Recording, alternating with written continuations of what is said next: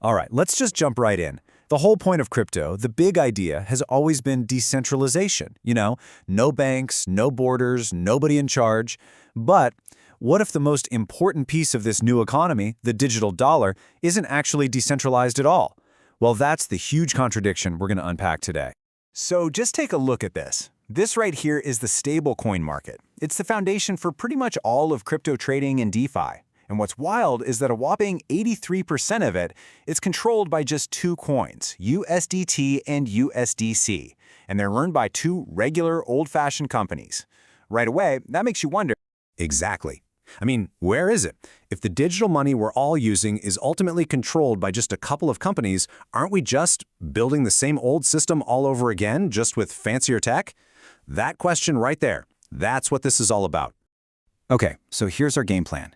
We're going to start with this big paradox, then we'll get into the real trouble with stablecoins with a little help from a pretty smart expert. After that, we'll check out an alternative called DAI, look at a real blueprint for building a decentralized world, and then wrap up by asking, what does it all mean for the future? So let's really dig into the scale of this thing, because we're not talking about some small corner of the market. Oh no, this is the financial plumbing for the entire digital asset world. It's huge.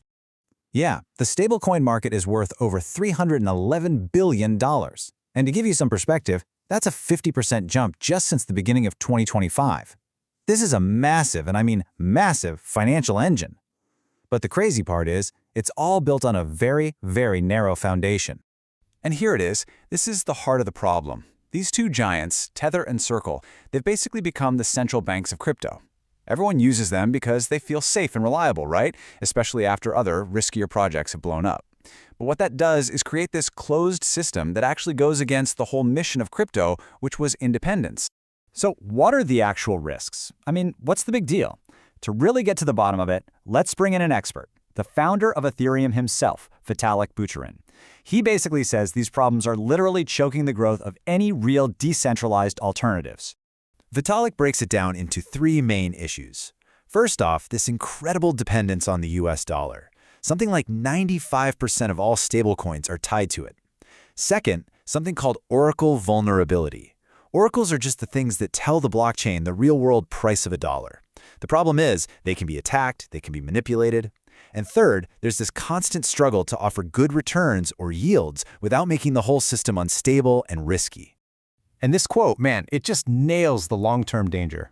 Vitalik's asking us to think bigger, tying the entire crypto world to just one country's currency. That's a massive gamble. What if, over the next 20 years, that economy starts to have problems? It means crypto's fate is tied directly to old-world politics. Okay, so that leads us to the big hunt for something better. And probably the biggest attempt to build a truly decentralized stablecoin is a project called DAI. So what makes it so different from the others? Well, unlike USDT or USDC, DAI isn't issued by some company in an office. It's actually created by users who lock up other cryptocurrencies as collateral inside a smart contract. And the whole thing is run by something called MakerDAO. It's a decentralized organization where people who hold the token get to vote on the rules. It's trying to replace a boardroom with code that everyone can see. And when you put them side by side like this, the difference is just night and day. On one side, you have companies in control, and you kind of have to trust that they have the money they say they do. On the other side, you've got decentralized voting and collateral that's totally transparent. Anyone can check it on the blockchain. No secret meetings, just code and community agreement. But here's the reality check. For all its cool ideas, DAI is still a tiny little fish in a giant ocean. Its market cap is about $4.2 billion. That sounds like a lot until you compare it to the $258 billion of USDT and USDC combined. It just goes to show you the massive uphill battle any project faces when it tries to put real decentralization first. So if the challenge is that huge, how do you even start to build something that can compete? Well, let's look at a real-world example. We're going to walk through the roadmap for a project called $GRO, which has this multi-layered plan to tackle this exact problem. So the whole point of this roadmap, it's not just to launch another coin. No, the idea is to build an entire infrastructure from the ground up. It's a Web3 protocol with different layers that are all designed to work together, so it can scale up without having one single point of failure. And it all starts with people. The very first layer is social. It uses a system of things called clans and NFT avatars, but not just for fun. It's actually a system for organizing the community. Why? Well, it's about making it resilient. Each clan is like its own little independent group, creating this distributed social network that can't just be shut down by one person at the top. All right, next up, the financial layer. This is where the value comes from through things like DeFi staking. But check this out. Notice what's integrated here.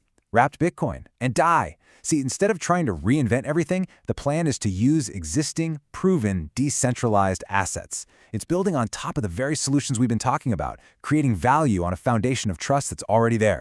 A great system is totally useless if it's cut off from everything else, right? So the third layer is all about infrastructure. Because a decentralized economy can't live on an island. This means building what are called cross-chain bridges. Think of them like digital highways, so the token can travel between different blockchains. It's also about making sure there's plenty of liquidity, so it's easy to buy and sell, and even getting listed on centralized exchanges to make it easy for new people to get involved. And finally, the fourth layer. This one tries to tap into the oldest, most trusted network in all of crypto, Bitcoin.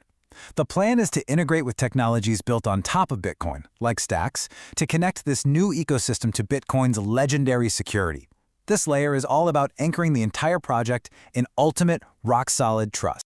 So, when you put it all together, you can really see the logic here. It's a full stack. You've got the social layer to build the community, the financial layer to create value, the infrastructural layer for access and liquidity, and the Bitcoin layer for security and expansion. Every single piece is there to support the others. Okay, so seeing a detailed plan like that brings us to our final and maybe the biggest question of all. What does this all mean? Are we actually getting any closer to a truly independent digital currency? And I think this is really the key takeaway. At the end of the day, any currency that isn't backed by a government is backed by one thing: faith. But in crypto, that faith isn't just a vague belief. It's something you can see and touch. It's made real through code everyone can check, open rules, and strong infrastructure. It's an attempt to build trust, not just ask for. Which leaves us with the ultimate question, the one that kind of echoes what Vitalik was warning about from the start. As we build all these incredible new systems, are we creating something brand new, or are we always going to need some kind of anchor back to the old world? The answer to that is probably going to define the entire future of finance.